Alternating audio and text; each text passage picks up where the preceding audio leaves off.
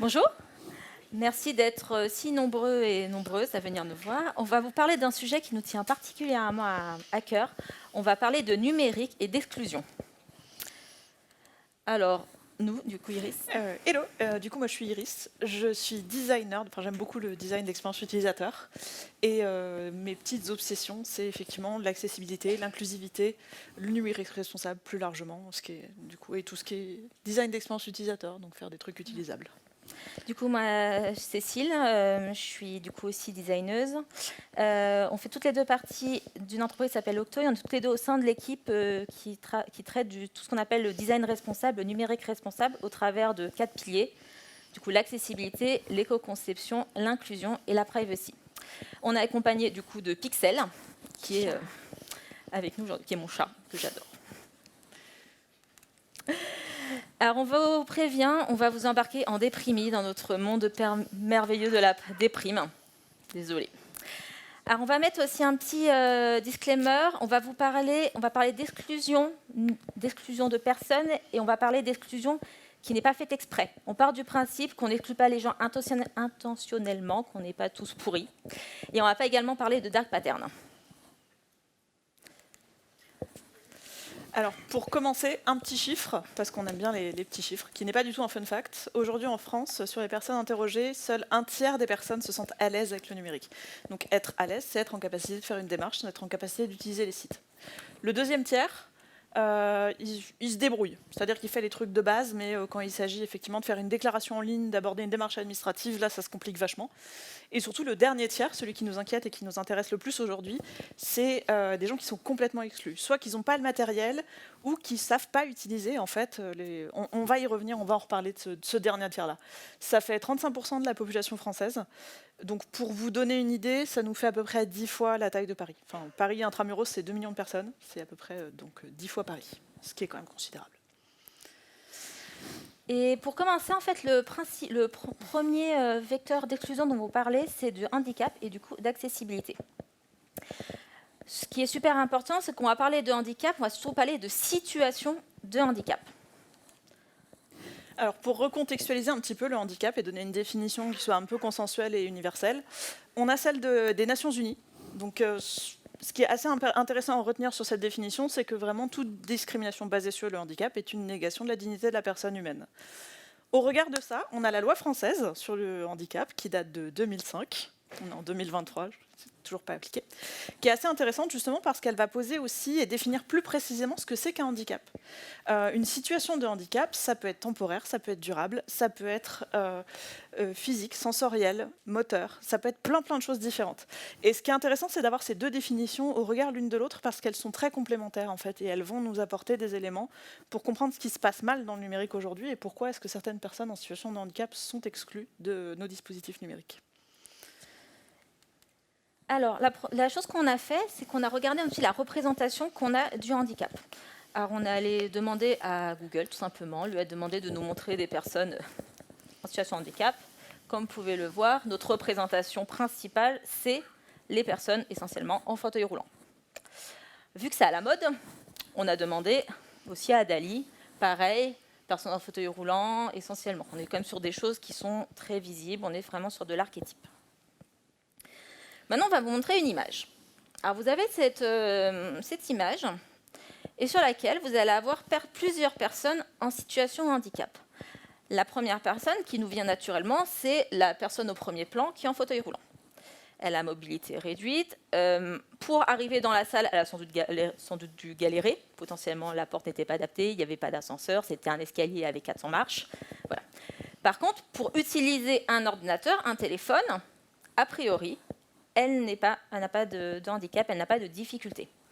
Par contre, où on va avoir, là à gauche, vous allez avoir quelqu'un qui a une tendinite. Donc il est en situation de handicap temporaire, parce qu'une tendinite, ça va se soigner, en théorie. Il faut évidemment retrouver l'usage normal de ses deux mains. Mais pour utiliser un clavier ou une souris avec une main avec une tendinite, je ne sais pas si ça vous est déjà arrivé, c'est quand même très compliqué. Vous allez avoir en haut, du coup, le sosie d'Hélène de Générès, elle qui n'est pas native francophone, va devoir du coup s'exprimer en français dans un environnement qu'elle ne connaît pas, elle n'a pas tous les codes, elle va se retrouver dans une situation de handicap liée à sa langue. C'est situationnel à la situation. Et enfin, vous allez avoir quelqu'un qui est daltonien, comme beaucoup de développeurs, statistiquement, qui lui, du coup, cette situation de handicap qui est permanente, il va du coup ne pas percevoir toutes les couleurs correctement, ou de la même manière que tout le monde. Alors, on ne dit pas qu'il y a plus de daltoniens chez les devs, c'est juste que statistiquement, il y a plus de daltoniens chez les hommes, et comme du coup, il y a plus d'hommes chez les devs.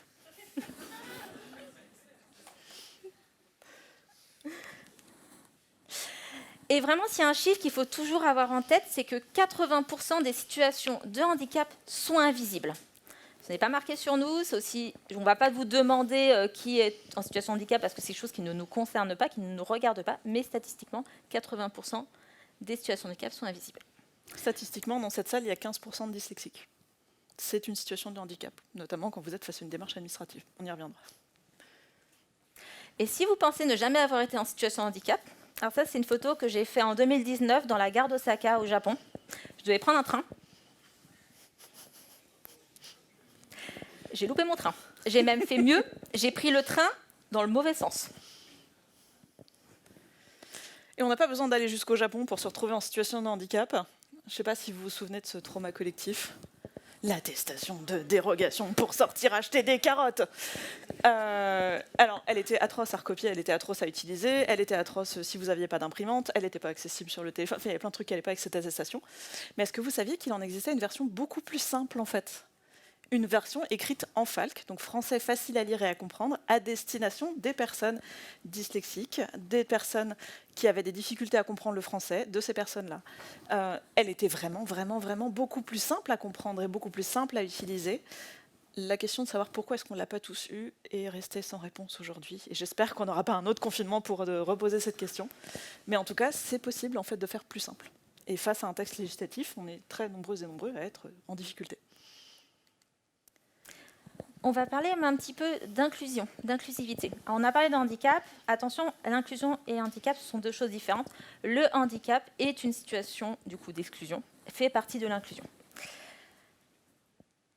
Et qu'est-ce que c'est ? Du coup, en fait, c'est une définition. C'est vraiment le design inclusif. C'est une forme. Alors, ça vient du design éthique. On parle beaucoup de design éthique, et c'est englober toutes les personnes ainsi que les caractéristiques qui les composent, que ça soit l'ethnie, l'origine, le genre, l'identité, l'environnement, l'âge, le rapport au numérique ou encore le handicap. Alors aujourd'hui, on n'a pas de référentiel comme pour l'accessibilité pour qualifier et pour mesurer la manière de designer ou de concevoir inclusif. Par contre, ce qu'il faut savoir, c'est qu'au regard de la loi, on va quelque chose qui s'appelle la discrimination. Et c'est un peu le miroir. C'est qu'aujourd'hui, vous allez avoir à peu près 25 critères de discrimination, donc les 25 critères finalement qui font qu'on va inclure les gens, d'être un peu inclusif, qui vont être des critères de discrimination. On a mis la petite liste, par exemple face à l'emploi, face à l'accès à la propriété, etc. De choses. Et ça, c'est punissable par la loi, donc c'est à la fois par le défenseur de droit et le code pénal, il faut savoir, avec prison et tout, etc. Donc l'inclusion n'a pas aujourd'hui des référentiels, mais on est sous les lois contre la discrimination. Et sans aller jusqu'à tomber sous le coup de la loi, ce qui peut être intéressant, c'est de se pencher sur des produits qui ne sont pas forcément inclusifs. Alors, disclaimer, ça peut être un choix marketing, c'est un choix d'image de marque. Mais j'ai voulu ouvrir un compte en banque, donc je suis allée sur le site de cette banque, que je ne nommerai pas pour ne pas faire de pub au Crédit Agricole. Que nous disent ces deux images, qui sont deux images que j'ai prises à deux endroits différents du site. Ces images nous disent, vous voulez ouvrir un compte chez nous, vous êtes les bienvenus si vous êtes un petit couple de trentenaires avec béret. Sérieux, qui porte des bérets à Paris, à part les touristes ? Voilà, c'est un autre problème. Qui se balade main dans la main et qui a un revenu suffisant pour habiter en bas de la Tour Eiffel. C'est un positionnement de marque, c'est un choix. Toujours est-il qu'effectivement, ça reste discriminant, enfin pas discriminant, mais en tout cas, ça exclut des tas de publics en fait, qui pourraient faire appel à une banque. Et de la même manière, je suis entrepreneuse, enfin moi je suis entrepreneuse à mes heures perdues, je ressemble pas trop au monsieur là-bas, enfin je me reconnais pas trop en tout cas, parce que ça me dit vous êtes un jeune, un cadre dynamique, quadragénaire aux cheveux poivre et sel qui regarde vers l'avenir. Encore une fois, je me reconnais pas dans ce service-là. Et ça reste un positionnement de marque. Toujours est-il qu'en fait, potentiellement, en tant que banque ou en tant que service, je m'expose à une certaine perte de clientèle qui ne va pas se reconnaître dans cette image-là.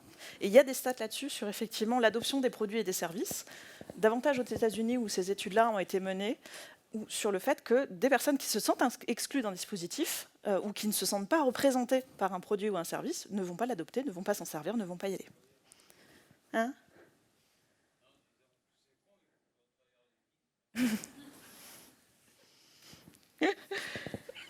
Et allons un tout petit peu plus loin, parce que là c'était un positionnement de marque, mais là on va rentrer dans un truc qu'on a tous et tous rencontré et qu'on va rencontrer de plus en plus dans toutes nos vies, les formulaires. Alors personnellement, j'adore les formulaires parce que je déteste faire des démarches administratives, donc j'adore les concevoir pour que les gens arrivent à s'en servir. Et vous allez voir que c'est beaucoup plus compliqué qu'il n'y paraît. On va vous raconter l'histoire de Cédric O. Je pense que c'est quelque chose que vous avez déjà entendu parler. Et Cédric O, il veut prendre le train. Du coup, on va essayer de lui rendre service, on va lui acheter un billet de train sur le site de la SNCF. J'ai vérifié hier, au cas où. Disclaimer. Cédric O, il n'a qu'une seule lettre à son prénom, à son nom de famille. Donc Cédric O a une erreur. On s'est dit, pas de panique, on va aller chez Trendline. Alors là, c'est un tout petit peu mieux, parce qu'il nous explique où est l'erreur. Mais on ne peut toujours pas lui acheter 2 billets de train. Tant pis. Moi, je pense que Cédric O, il fraude, en fait. Voilà. Il faut savoir qu'il y a une règle quand on fait des formulaires sur la validation des noms et prénoms, c'est qu'il n'y a pas de règle. La règle, c'est que tout est valable. Ne commencez pas à faire de l'excès de zèle, à vous donner, à mettre des choses. Tout est valable. Et même, c'est un champ qui n'est même pas censé être, devrait même pas être obligatoire. Parce que vous avez des personnes, par exemple, qui n'ont pas de nom de famille ou qui n'ont pas de prénom, d'autres nationalités. Donc Cédric O ne voyage pas. On va aller encore un petit peu plus loin dans la déprime, parce que là, on est encore dans le côté où vraiment on déprime. C'est tout ce qui va être exclusion technologique. On a plusieurs sujets sur ça. On a, premièrement, les zones blanches. Les zones blanches. Alors, en France, on se dit qu'on va avoir presque 95-100% de zones qui fonctionnent où on n'est pas en zone blanche. Alors oui, mais déjà, toutes les zones, tous les opérateurs ne couvrent pas le même secteur. Donc, suivant votre opérateur, vous allez peut-être capter un endroit, mais pas un autre. Et finalement, il y a plein de... Quand on regarde sur le petit site de l'ARCEP, c'est vraiment génial à regarder, il y a pléthore d'endroits où vous n'avez pas accès aux connexions. Et des endroits, par exemple, où il y a des écoles, où il y a des gens qui habitent. Voilà. Et généralement, par exemple, si on n'a pas accès à Internet, on peut se dire, avec son téléphone ou au réseau Wi-Fi, on va aller dans une médiathèque ou un endroit, sauf que si on est au milieu de la campagne et de nulle part, on se retrouve très vite encore plus exclu d'un point de vue couverture réseau. Et ça va encore plus loin, parce qu'au-delà des zones blanches, on a tout ce qui va être exclusion et obsolescence matérielle et logicielle. C'est un petit peu moins le cas aujourd'hui parce qu'il y a des avancées en la matière, mais on a toutes et tous peut-être déjà été confrontés au fait de devoir changer de téléphone parce que l'OS n'était plus supporté. La dernière mise à jour faisait que le téléphone il plantait, qu'on devait se racheter un iPhone à 1 500 €. Pour pas citer des iPhones. Au-delà de ça, en fait, et au-delà des faits qu'on a aujourd'hui des sites, des applis, des jeux qui sont de plus en plus énergivores, de plus en plus gourmands, de plus en plus demandeurs de ressources, on pourrait parler justement de ces problèmes qui vont toucher à l'éco-conception pendant des heures. Mais toujours est-il qu'effectivement, si vous combinez le fait de ne pas avoir de réseau et de ne pas être équipé du bon matériel, ça va commencer à vraiment se compliquer pour vous pour faire des démarches ou pour accéder à des sites. Il y a un plugin Chrome qui vous... Enfin non, c'est même pas un plugin, je crois, c'est dans l'inspecteur de Chrome où vous pouvez tester ce que ça fait quand vous faites votre site en 2G, en 3G, en 4G, en 5G. Il y a quand même des gros deltas. Donc, et ça, on l'oublie parce qu'on est suréquipé, parce qu'on a beaucoup de téléphones très performants, on a des super ordi avec des écrans Retina, du tonnerre, on a des super écrans incurvés de 5 milliards de pouces, mais on oublie qu'en fait, nos utilisateurs, c'est pas forcément leur cas. Faites de regarder vos interfaces avec des écrans non calibrés. Ah, c'est l'horreur.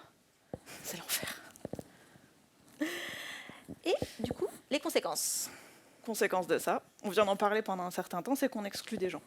Un truc qui vient aggraver ce problème-là, ça va être ce qu'on appelle le technosolutionnisme. Vous l'avez peut-être déjà rencontré dans vos vies professionnelles. C'est quelqu'un qui vient vous voir en mode « On va faire une appli !» Pourquoi faire ? Parce que Instagram, mais on n'a rien à voir avec Instagram. On veut faire une appli, on veut faire un site pour résoudre un problème. On dématérialise beaucoup de démarches, parce que les démarches administratives, c'est un petit peu ma petite obsession, pour simplifier la vie des usagers, sauf qu'en fait, on déporte le problème numérique vers le numérique sans permettre aux gens d'avoir de l'assistance. Il y avait eu le cas notamment pour les impôts, il me semble, qui avait beaucoup dématérialisé les procédures de déclaration d'impôts et qu'on dû rouvrir des maisons de services pour aider les gens qui n'arrivaient pas à se servir de leur site.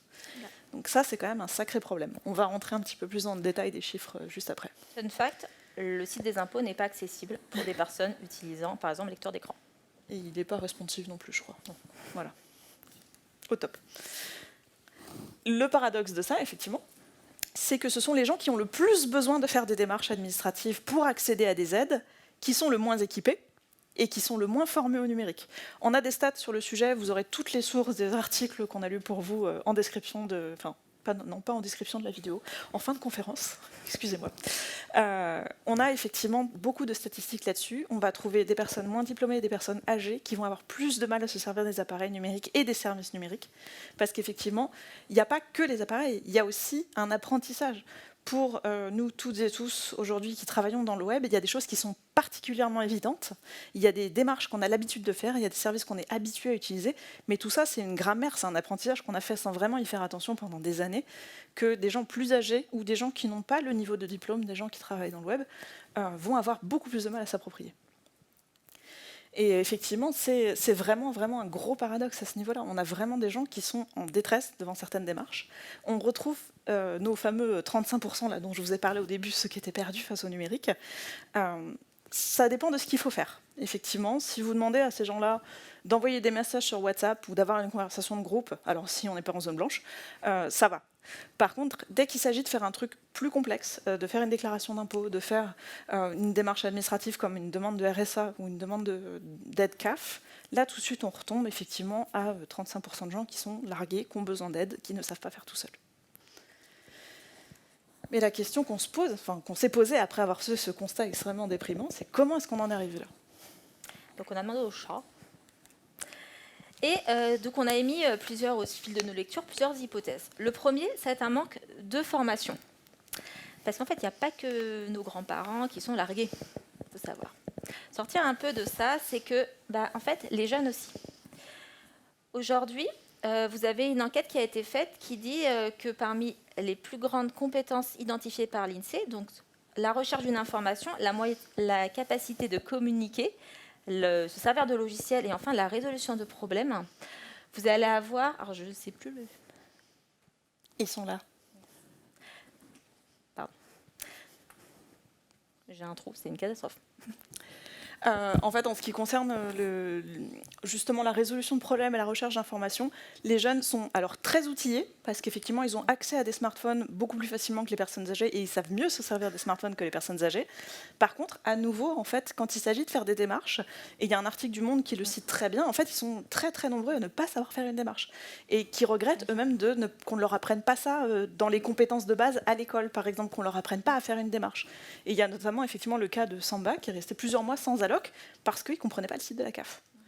Et il faut savoir que si vous vous retrouvez pendant 6 mois sans allocation, sans CAF, potentiellement, c'est-à-dire que vous ne mangez pas pendant 6 mois. Donc on est vraiment sur de la haute précarité. Il y a un autre, on parle du problème de formation des personnes, des utilisateurs, mais aussi on a un vrai problème, en tout cas au niveau de l'accessibilité, au niveau de la formation des professionnels du numérique. Donc ça, c'est une étude qui date de 2020, qui est sur les développeurs. Et en fait, l'étude dit que les développeurs ne sont pas du tout formés lors de leur cursus scolaire, de leurs études, à la formation, et qu'ils ne connaissent ni le cadre légal, ni les obligations, et encore moins ce que c'est l'accessibilité. Alors là, c'est des chiffres pour les développeurs. On a recherché pour les designers, on n'a pas trouvé de chiffres, mais on est à peu près aussi mauvais, voire pire, je pense. On est pire, je pense. Ouais. À titre d'exemple, moi j'enseigne à des masters 2, des 5e années en école de design, ils n'ont jamais entendu parler d'accessibilité. Ça pose un vrai problème de formation et c'est quelque chose il faut faire bouger un petit peu les lignes là-dessus. Le fait qu'il va y avoir de plus en plus d'obligations, parce que l'obligation date de 2005, mais il risque d'avoir de plus en plus de sanctions, va potentiellement pousser à faire bouger les lignes. Les sanctions commencent à tomber, sachant que la loi est sortie en 2005.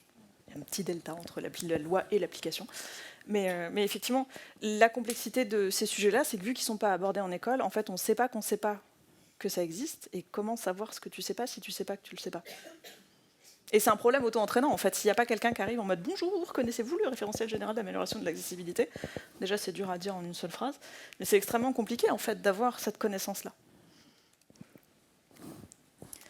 Et puis, ça se répercute derrière de manière beaucoup plus large, parce que c'est quand même un sujet sur lequel on écrit beaucoup, enfin, qui fait couler beaucoup d'encre numérique.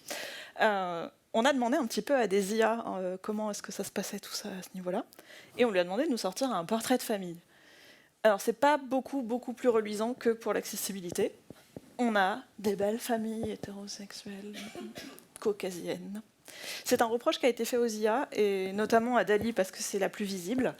On a effectivement des IA qui reproduisent nos biais basés sur les bases de connaissances qu'on leur a données. On a des exemples en recrutement, on a des exemples pour des allocs d'IA qui reproduisent des biais humains, en fait. Et vu qu'on parlait de biais, on va parler de biais, du coup. Voilà, on va parler de transition. Alors, alors attention, un biais, c'est chouette. Alors, un biais, en fait, on est tous persuadés de réfléchir de manière totalement naturelle, de faire preuve de plein de logique. Cette logique, on l'a acquise au fil de l'évolution. Chose qu'on a acquise parce qu'on en a vraiment besoin. Ça nous permet de prendre des décisions. Le premier biais dont on va vous parler, c'est le biais d'autocomplaisance. Donc c'est une chose qui marque avec tout type de croyances, avec le télémarketing, tout ce qui est théorie complotiste. Et c'est vraiment se juger soi-même au-dessus et insensible à une certaine forme de pensée. Moi, mes biais cognitifs, je ne me fais pas avoir, je les connais. Je ne me fais vraiment pas avoir, tu ne vas pas m'apprendre. Ouais, tu vois, l'accessibilité, je connais. Donc non, tu ne vas pas essayer de me l'apprendre, même si en fait, potentiellement non. Nos utilisateurs, on les connaît, on les a déjà vus. Une fois. Un autre biais cognitif, parce qu'effectivement, il y en a des centaines, et c'est hyper intéressant comme logique, comme sujet à examiner, c'est effectivement le biais de projection et de faux consensus. On a tous et toutes l'impression de faire partie d'une majorité silencieuse, et que les gens à côté de nous pensent sans doute tout à fait comme nous. Et du coup, effectivement, on a tendance à oublier les gens qui sont à côté, ou à oublier que les gens à côté de nous ne pensent pas forcément de la même manière que nous. Et c'est assez dévastateur quand on conçoit des produits ou des services, parce qu'on finit par concevoir quelque chose qui correspond à notre besoin et pas à celui des gens qui vont s'en servir. Ce qui fait que on a des sites qui tournent hyper bien sur des écrans de 32 pouces, alors que nos personnes, ils sont dans une administration publique pourrie avec un 4 tiers qui n'a pas été changé depuis 2008. Et ça, on l'oublie en fait quand on conçoit. Et attention, vraiment, ce qui est super important, parce qu'on parle souvent des biais cognitifs, souvent, on va dire, on s'en plaint, on les critique, mais c'est super important. Moi, je tendance à dire que sans biais cognitifs, on n'aurait pas survécu dans le Jurassique, on se serait fait bouffer par un dino, parce que c'est ce qui nous permet d'avoir des réflexes de survie. Sans biais cognitifs, on ne serait même pas capable de sortir de notre lit le matin, parce qu'on demanderait tout geste demanderait beaucoup trop de réflexion pour réussir à les faire. Donc c'est vraiment super important, ça nous permet de survivre. Et c'est vrai qu'effectivement, ce qu'on vous dit là très rapidement en survolant le sujet des biais, sur lequel encore une fois on pourrait faire une deuxième conférence, c'est qu'il ne faut pas essayer de tendre vers une pensée purement rationnelle comme Spock, mais tout simplement qu'il vaut mieux en avoir conscience plutôt que de les oublier, et que ça nous rend aussi plus résilients, plus créatifs. Je vous recommande à ce sujet-là un livre de Thomas Durand, je crois que vous aurez en keynote demain, qui s'appelle « Quand est-ce qu'on biaise ?» et où justement il passe un certain temps à nous expliquer nos biais cognitifs, à nous expliquer ces errements de pensée qui nous permettent de décider plus vite, en disant « c'est utile, mais attention, surveillez-vous effectivement et observez la manière dont vous pensez, parce que vous n'imaginez pas tout ce que vous pensez. » Et enfin, la dernière question qu'on s'est posée, c'est quand même comment faire bouger les choses, vraiment. Et du coup... Moi, le premier truc que j'ai envie de vous dire, et le premier takeaway que vous pourrez retenir de cette conférence, c'est la première certitude que vous avez, c'est de douter. Alors, pas de manière névrotique, en mode « je ne sais plus rien, catastrophe ». Non, c'est pas le but. Mais effectivement, douter, faites un tout petit pas de côté pour questionner les certitudes que vous avez déjà. Une bonne pratique qu'on a en design, c'est de se dire plutôt pour qui est-ce qu'on conçoit, ce qui est déjà une bonne chose, de se demander qui est-ce qu'on oublie dans ce qu'on est en train de faire. Est-ce que notre produit, est-ce que notre service est en train potentiellement d'avoir un impact pour une personne en situation de fragilité? Est-ce qu'il y a des personnes autour de nous, dans nos équipes, ou même dans les utilisateurs qu'on va aller voir sur le terrain, qui seraient susceptibles d'être en situation de handicap? Est-ce qu'on peut s'adresser à des associations, justement, qui défendent le handicap, pour leur demander s'ils peuvent nous prêter des gens pour qu'on puisse effectivement tester ça? De faire toujours des tests, d'aller toujours un petit peu plus loin. Ça se fait pas tout seul, c'est vraiment un peu comme en fait quand on va à la gym pour faire son summer body, il faut commencer petit et puis au fur et à mesure s'habituer à se poser ces questions-là et à essayer de se dire quel est l'impact de ce que je suis en train de concevoir, quels peuvent être les différents impacts, positifs comme négatifs, des produits que je conçois et qui est-ce que j'oublie dans ma conception. Parce qu'on oublie toujours quelqu'un, c'est humain, mais à force de se poser ces questions-là, ça va nous obliger à ouvrir un petit peu plus notre regard et à aller un petit peu plus loin dans ce qu'on conçoit. Et ce que vous pouvez également faire, c'est aussi ce qu'on a aussi beaucoup fait pour cette présentation, c'est lire des articles, vous documenter. Il y a énormément de journalistes et de personnes qui font des chercheurs qui font des recherches sur en quoi aujourd'hui on exclut et les problèmes que ça peut avoir. Ça vous permet aussi d'avoir de l'empathie, et l'empathie, c'est vraiment le centre de ce qu'on est censé faire pour ne pas exclure les gens. Donc concrètement, on a aussi fait une petite bibliographie d'outils. Vous allez avoir tous les liens à la fin à utiliser dans votre quotidien, quel que soit votre métier. La première chose qu'on va vous demander, nous ferait vraiment beaucoup plaisir, si vous devez faire un seul truc en sortant d'ici, c'est mettez des alternatives textuelles à vos images porteuses de sens, notamment sur les réseaux sociaux. Comme par exemple ici, vous avez sur Twitter, donc on a fait l'alternative. Alors une alternative textuelle doit représenter de manière factuelle vraiment l'image. Si vous avez une capture d'écran de texte, recopiez factuellement le texte. Ne mettez pas capture d'écran. Ça n'apporte rien à la personne qui utilise un lecteur d'écran. Dites exactement le texte. Et de manière factuelle, sans avoir de jugement de valeur. La première règle en accessibilité, c'est que c'est la même merde pour tout le monde, pour tous. Il n'y a pas de jugement de valeur, ne commencez pas à dire je ne vais pas lui montrer ce truc-là parce que ce n'est pas intéressant ou parce que c'est un gros mot, etc. C'est tout le monde au même niveau. Et si vous avez peur d'oublier, en théorie cette fonctionnalité existe toujours, par exemple sur Twitter, vous mettez un rappel. Et dès que vous publiez une photo où vous n'avez pas mis d'alternative, il va vous rappeler, à vérifier que la fonctionnalité fonctionne toujours, que vous devez mettre une alternative. Comme ça, c'est vraiment mettre un pense-bête, et plus vous allez le faire, moins vous allez devoir y penser à le faire, et plus vous le ferez du coup. Et après, vous verrez les gens et vous leur direz mettez des alternatives sexuelles. C'est mon passe-temps préféré. Le deuxième outil qu'on aime bien, c'est le Microsoft Design Toolkit. Donc, en fait, c'est une série d'un jeu de cartes avec tout un tas de situations de handicap, que ce soit des situations temporaires, par exemple, j'ai le bras dans le plâtre, permanentes, je n'ai plus de bras, ou situationnelles, j'ai un chat ou un bébé dans les bras. Vous allez avoir aussi des contextes vis-à-vis de la météo, d'être dans les transports, etc. Et pouvoir jouer avec toutes ces petites cartes, il y a à peu près 25 ateliers, exercices, questions à se poser. Ça va vous permettre vraiment, tout au fil de la conception de votre produit, depuis la recherche jusqu'au test, la mise en prod, etc., toujours s'assurer que vous prenez en compte, vraiment vous posez des questions. C'est vraiment un outil pour se poser des questions. C'est assez ludique à utiliser. C'est générer des situations de contraintes auxquelles vous n'auriez pas forcément pensé, parce qu'effectivement, nos produits, on les conçoit en général dans un bureau et pas dans la rue, sous la pluie, en batterie faible, avec la luminosité au minimum. Un autre truc que j'aime bien effectivement utiliser, c'est un kit d'annotation du coup pour les designers à destination des développeurs, parce que j'ai déjà discuté avec des devs qui me disaient bah oui, mais des fois moi je récupère un fichier avec une maquette, ok c'est une maquette, mais je ne sais pas dans quel ordre il faut que je fasse la navigation clavier, je ne sais pas exactement ce qu'est du H1, du H2, du H3, ce genre de choses. Et j'en avais discuté avec un dev et je disais bah, est-ce que ça t'aiderait et comment moi je pourrais t'aider en fait à te dire bah oui si tu tabules donc pour tester la navigation clavier et l'accessibilité, voilà dans quel ordre si tu es dans une carte ou dans un élément complexe, voilà dans quel ordre il faut que les éléments s'affiche, enfin comment la tabulation doit s'afficher. Et ça, c'est un petit outil assez pratique, du coup plutôt à pousser à vos designers en mode s'il te plaît, légende-moi ce que tu es en train de faire, parce que j'ai pas la science infuse, j'ai pas forcément le temps de faire une réunion toutes les semaines pour comprendre ce que tu as fait. Donc déjà, légende-moi ce que tu as fait, parce que ça va beaucoup m'aider à mieux développer derrière et à développer quelque chose qui sera accessible derrière. Par exemple, ce que vous allez pouvoir mettre aussi comme annotation, c'est dire quelles sont les images qui sont porteuses de sens et doivent avoir une alternative. Et du coup, lesquels ne doivent pas en avoir, et donc il faut faire en sorte qu'il n'y ait pas d'alternative. Voilà, c'est le genre de choses qui n'est pas toujours très naturel, parce que ça ne se devine pas, parce que ça pose souvent des réflexions, et à noter, documenter ces réflexions. Une autre petite astuce au niveau de la documentation sur des maquettes, si vous faites des design systems, documentez l'accessibilité au niveau de vos composants.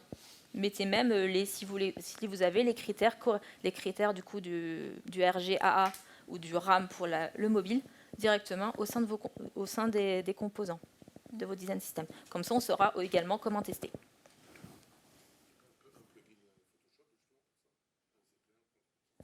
Alors Photoshop, moi ça fait longtemps que je ne l'ai pas utilisé, sauf pour enlever mes cernes la dernière fois. Oui, pardon, on nous demandait du coup pour la vidéo s'il y avait un plugin Photoshop vers Zeppelin qui permettait de faire ça.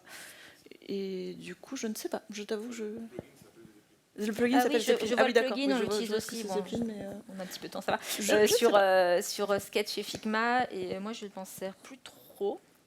Mais oui, c'est possible d'annoter aussi directement dessus. Voilà. Après, bon, je fais une toute petite parenthèse, ce qui est plutôt pas mal de documenter au niveau d'un design system, c'est que vous n'avez pas besoin de documenter à chaque fois. Il y a ce côté aussi de garder pérennisé. Les journées ne font que 24 heures. Du coup, 7 heures. Alors, c'est donc par rapport à la question, donc, est-ce que cet outil est compatible avec Figma? Ça, c'est un outil Figma. Du coup, c'est que pour Figma. Je l'ai trouvé sur Figma Community. Si vous tapez A11Y, j'arrive toujours pas à me faire à ce numéronyme, vous allez trouver plein de ressources dans Figma Community. Il y a des designers qui font déjà des choses pour l'accessibilité. Et effectivement, c'est super chouette en fait, d'avoir déjà ces initiatives individuelles qui permettent d'améliorer l'accessibilité au niveau global, parce que c'est le travail de toutes et tous. Et enfin, un deuxième outil que j'apprécie particulièrement, parce que c'est des petits reminders, enfin c'est des petits pense-bêtes, c'est des posters pour l'accessibilité qui originellement ont été faits par GovUK il y a bien 15 ans de ça, qui ont été traduits en français. Donc c'est des choses, franchement, prenez-les, imprimez-les, mettez-les dans votre bureau, pour vous rappeler qu'il n'y a pas que le handicap moteur, il n'y a pas que la tendinite, il y a aussi les gens qui voient mal les couleurs, il y a les gens qui sont dyscalculiques, dysorthographiques, dyslexiques, qui vont avoir du mal et qui vont avoir des difficultés à lire vos interfaces, donc il faudra rédiger clairement, on va y revenir juste après. Il y a des gens qui ont des difficultés à entendre, donc si vous ne sous-titrez pas vos vidéos, bah, du coup ils ne vont pas comprendre le contenu. Il y a plein de choses comme ça auxquelles il faut penser, qui vont, à force de les voir, en fait, à force de les avoir devant les yeux, vous allez finir par vous en souvenir, et du coup, vous irez ensuite les imprimer chez tous vos collègues pour les mettre dans tous les bureaux. Et c'est assez facile à prendre en main, c'est une bonne entrée en matière. Évidemment, on peut aller beaucoup plus loin, mais c'est une très bonne entrée en matière, ce set de posters. Et ça a été traduit dans un nombre de langues, je ne sais plus, mais énorme. C'est énorme, ça, un document. Espagnol, russe, polonais, chinois, portugais, plein de trucs. Et enfin, un dernier outil, parce qu'on parlait de rédiger simplement, et puis on en a déjà parlé au moment de l'attestation de dérogation pour le confinement. Pensez au FALC, donc le français facile à lire et à comprendre. C'est une initiative du coup qui est plutôt portée au niveau européen, mais d'essayer de simplifier ce que vous dites. On revient à notre fameux texte là qu'il y avait sur l'attestation de confinement, genre en vertu du décret 4000 milliards machin, ou quand tu lis la phrase qui fait 5 lignes, tu n'as déjà plus de respiration. C'est simplifiable, c'est condensable. Si jamais il y a une inquiétude légale derrière, on peut mettre un petit paragraphe en bas, on peut mettre des conditions générales pour les 3% de visiteurs qui vont aller voir les conditions générales d'utilisation, qui vont aller chercher le texte légal, mais pour la majorité des utilisateurs des sites, sauf les Gifrance, les Gifrance c'est un cas à part, pour la majorité des utilisateurs de vos sites et de vos dispositifs, essayez de simplifier. Une phrase, une idée, des verbes simples, moins de syllabes, pour que justement ce soit compréhensible par le plus grand nombre. Et une bonne règle qui est du coup recommandée en copywriting UX, si vous ne savez pas pour qui vous écrivez, si vous écrivez pour le plus grand nombre, c'est niveau collège. Ça n'a pas besoin d'être plus compliqué que ça. Justement, pour être sûr d'être compris, on repense à notre personne qui n'était pas native du français. Si vous faites une démarche administrative avec des mots ultra compliqués, la personne va avoir plus de mal en fait, à mener sa démarche jusqu'au bout. Et si vous lui dites remplissez votre 2042, j'ai déjà eu ça. Vous n'avez pas bien rempli votre 2042. C'est quoi ? Votre déclaration d'impôt. Pourquoi tu m'as dit 2042 du coup ? Bon, voilà. C'est le genre de choses, en fait, quand on est à fond dans son métier, on ne se rend pas compte qu'en fait, les gens ne sont pas forcément des experts de ce qu'on est en train de faire. Et aussi, si vous utilisez des termes, utilisez toujours le même terme pour nommer la même chose. N'essayez pas de mettre des synonymes. Utilisez toujours les mêmes formules, les mêmes structures de phrases. Si vous écrivez à un moment donné des phrases pour des formulaires avec des labels à l'infinitif, ne mettez pas ensuite de l'impératif. Restez toujours répétitif. Vos utilisateurs n'ont pas à devoir apprendre vos interfaces. L'interface doit aussi s'adapter, doit le faciliter la vie. En gros, pensez à vos dissertations de lycée et faites tout l'inverse. Alors on vous a montré quelques outils, il y en a plein. Alors on a fait 2 repos pour s'adapter au plus grand nombre. Donc on a un repo du coup sur Notion pour ceux qui aiment utiliser Notion, et vous avez un repo sur GitHub dans lequel vous allez retrouver ces outils-là, mais plein d'autres. Et comme on aime bien aussi le côté un petit peu collaboratif, etc., n'hésitez pas aussi, si vous avez des outils, à les proposer, à nous les proposer. Vous pouvez faire une pull request, je l'ajouterai. Il n'y a aucun souci. On va également rajouter, je vais rajouter sur le GitHub l'ensemble des sources, donc des articles de presse, etc., qu'on a utilisés pour concevoir cette présentation. Dedans, vous allez également avoir des sources pour des choses dont on n'a pas parlé, donc si vous voulez aller voir un petit peu plus loin. Ce teaser. Mais oui, là c'est très synthétique, mais le meilleur outil, celui qu'on voulait garder pour la fin parce que c'est le meilleur, c'est vous en fait. Aujourd'hui, vous êtes à cette conférence et on est très très contente que vous soyez là. Et c'est par vous que ça va passer en fait. Vous vous intéressez au sujet, vous allez aller chercher de l'information, vous allez vous documenter, vous allez en parler à vos collègues qui à leur tour vont s'intéresser au sujet, aller chercher de l'information, en parler à leurs collègues. Et l'espoir, c'est ça en fait, c'est que ça fasse boule de neige. Et c'est pour ça qu'on est vraiment vraiment très contente que vous soyez là pour venir nous écouter parler de numérique responsable. Et on espère que vous allez mettre ces outils en pratique non peut-être pas aujourd'hui, mais dès demain. Non. Lundi, parce que demain, il y a apéro. Voilà. Merci, en tout cas. Merci beaucoup.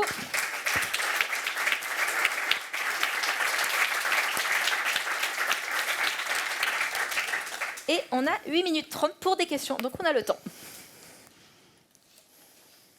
Et on remercie aussi toutes les personnes qui nous ont aidés. On avait une question ici, une question là. Est-ce que... Alors, ouais, on va répéter les questions, du coup. Allez-y.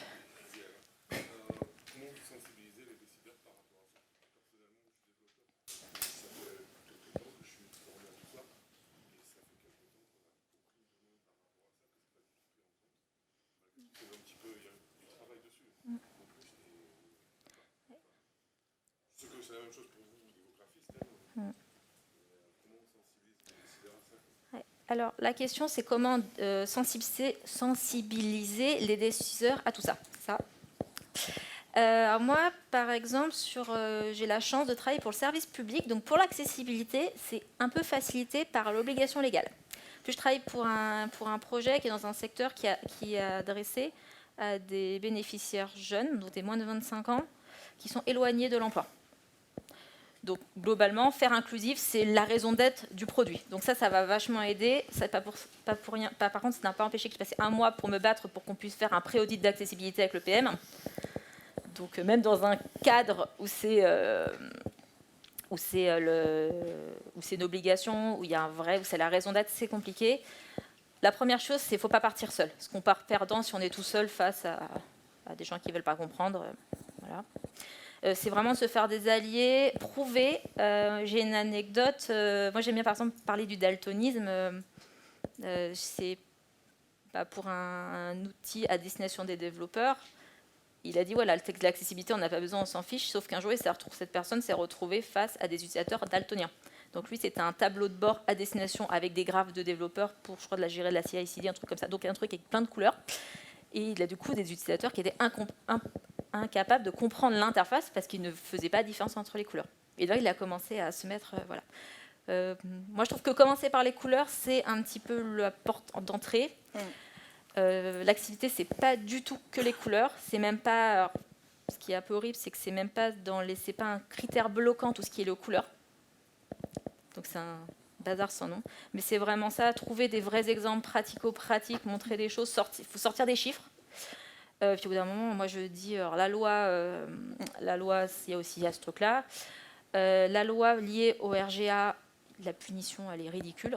Par contre, ça tombe dans le coup de la discrimination. Là, c'est 3 ans de prison. Vous pouvez aussi faire peur comme ça.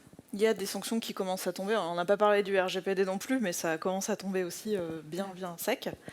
Et Un autre argument qui peut être intéressant, et c'est un truc que dit beaucoup une formatrice chez Octo, c'est que vu qu'on a 80% de handicap invisible et qu'aujourd'hui on exclut un tiers des personnes des dispositifs, en tout cas quand il s'agit des trucs commerçants, c'est t'es prêt à te passer de entre 20 et 40% de ton chiffre d'affaires. Voilà, tout simplement. Enfin, en fait, ça dépend évidemment des personnes à qui on s'adresse. On peut passer par exemple, on peut passer par les équipes, on peut passer par des arguments un peu plus punchy. Moi, j'ai un mail à Mediapart. Non, ça. Et moi, j'ai bossé pour des gendarmes qui s'en foutaient parce qu'ils disaient non, mais c'est un site de recrutement, on s'en fout, on recrute que des valides. Alors déjà, j'avais. Et puis du coup, je me suis dit attends, gendarme, je fais, c'est la loi. Ah bah si c'est légal, faut le faire. Je fais bah oui. Voilà. Ça dépend des personnes qu'on a face à nous. Il y a plein d'argumentaires qui sont différents, effectivement, mais la recommandation de Cécile de ne pas y aller tout seul, c'est un très très bon début, effectivement. Il y avait la question juste à côté. Ouais, et après on avait une question là-bas au fond.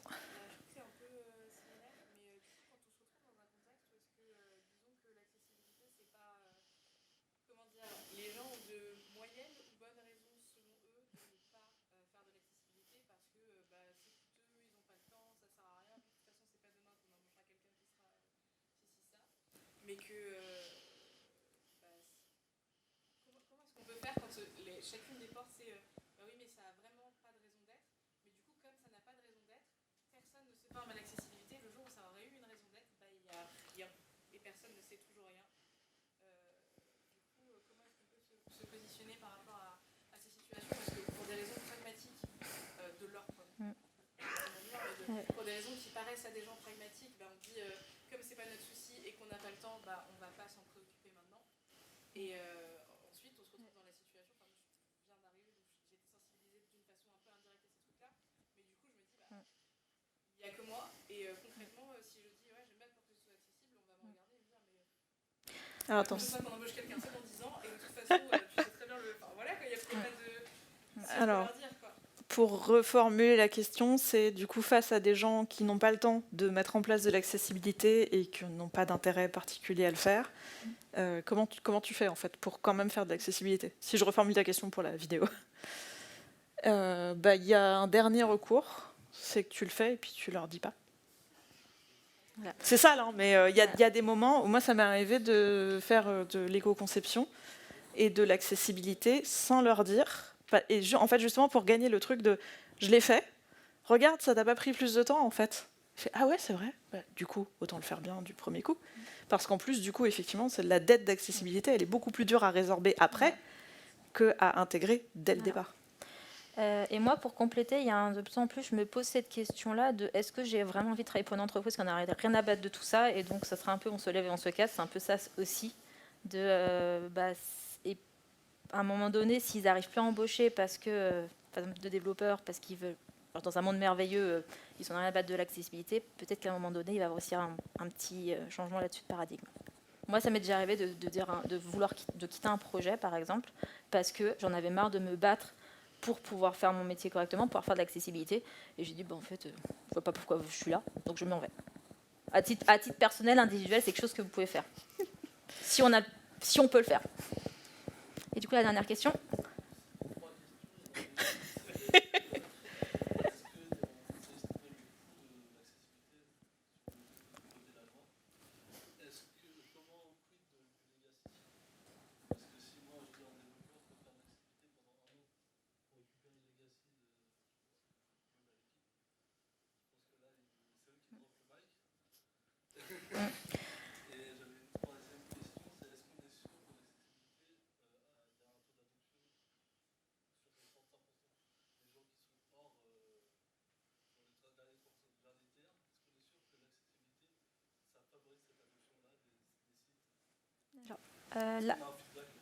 La première question, c'était... J'ai déjà oublié. Comment le legacy. Le coût, le legacy, etc. Alors, pour répondre à ça, il y a plusieurs choses. Moi, je suis formée à faire des audits d'accessibilité. Je suis en train d'être formée, de passer l'assertif. C'est super intéressant, super compliqué, super long, super galère. Mais du coup, quand vous faites... alors déjà, il faut savoir qu'il va y avoir des décrets qui vont sortir. C'est aujourd'hui, il y a que certains types d'entreprises et de services qui ont une obligation d'accessibilité. D'ici 2025, c'est l'intégralité des services. Donc, il faut savoir que vous avez tous, on ne va plus avoir le choix. Déjà, se dire, oui, je suis d'une petite entreprise, j'ai tant de chiffre d'affaires, ça ne marchera plus, cet argument-là. Déjà, il faut le prendre en compte. Les cabinets d'accessibilité risquent d'avoir beaucoup de boulot, du coup. Déjà, il y a ça. Oui, c'est beaucoup de legacy. Quand c'est intéressant, ne faut pas se lancer dans dire je vais faire l'accessibilité comme ça, etc. Si vous avez beaucoup de legacy, ce qui est intéressant, c'est déjà de faire un audit, d'avoir aussi savoir où on en est, parce que savoir d'où on part, c'est quand même vachement bien, d'avoir un peu un état des lieux. Et quand on fait un audit, quand vous allez faire un audit, vous allez avoir des critères qui sont potentiellement dérogatoires, parce que la charge est totalement disproportionnée vis-à-vis de l'apport. Après, ce sont des arbitrages à faire, c'est hyper compliqué, ça prend en compte plein de paramètres, mais c'est quelque chose qui se mesure en fait, c'est des choses qui doivent se mesurer, c'est vraiment au cas par cas, élément. Après, il y a des choses qui peuvent paraître insurmontables, et finalement, ça va. Est-ce que potentiellement faire la refonte du legacy, ça ne serait pas potentiellement bien, par exemple, pour virer les 2/3 des fonctionnalités, les 80% des fonctionnalités qui ne sont pas utilisées? On réduit tout de suite le taux de... Voilà, parce qu'il y a cette règle des 80-20 sur les applications qui dit qu'on fait 80% des actions avec 20% des fonctionnalités sur une application. Donc c'est aussi une manière aussi de réduire cette problématique de refonte du legacy. Tu peux le mener de front, effectivement, avec une logique d'éco-conception ou de refonte ou de réduction. Et ta troisième question, c'était est-ce que l'accessibilité nous permet d'atteindre ces fameux 35% qui sont largués? Alors, ça dépend. Deux choses. La première chose, c'est que de toute façon, si tu fais des trucs qui sont plus accessibles, ça va bénéficier à beaucoup plus de gens que juste les fameux 35%. Et ça, c'est un truc qui est assez difficile à faire comprendre aux gens qui ont l'impression qu'ils n'ont pas de difficulté à utiliser un service. Quand tu le rends plus accessible, quand tu le simplifies en enlevant des fonctionnalités, bah, du coup, en fait, ça permet aux autres aussi de s'en servir de manière plus facilement. Il y a une très bonne conférence de designer éthique où justement qui parle d'innovation par l'accessibilité. Je te la recommande parce que du coup, c'est tout le sujet de la conf est là-dessus. Et ensuite, il n'y a pas que de l'accessibilité. Effectivement, si tu fais un truc qui est pur accessible, mais que ton code il pèse 3 tonnes, quand tu es en zone blanche, ton site il est accessible, mais personne ne va pouvoir y accéder. Donc effectivement, c'est à mener de front avec d'autres démarches, avec une réduction du poids, avec une réduction featurale, etc. Voilà. Et attention, un taux d'accessibilité ne veut pas dire... Vous pouvez avoir un taux d'accessibilité de 100%, mais ça ne veut pas dire que vous allez avoir 100%... vous êtes accessible à 100%. Ce sont des taux qui sont liés à des critères législatifs. L'accessibilité ne veut pas dire avoir une bonne expérience utilisateur. Il faut avoir quelque chose qui est totalement accessible, mais qui est inutilisable par quelqu'un de normal, au sens par les gens, par des humains. Voilà, il faut faire attention. Voilà. Et c'est la fin. Du coup, on peut en parler dans le couloir si vous voulez. Ah oui, pardon. En fait, je ne sais pas lire. C'était le. C'est comme mon compte en banque quand je pense que j'ai des sous. On est daltonienne, on n'a pas vu.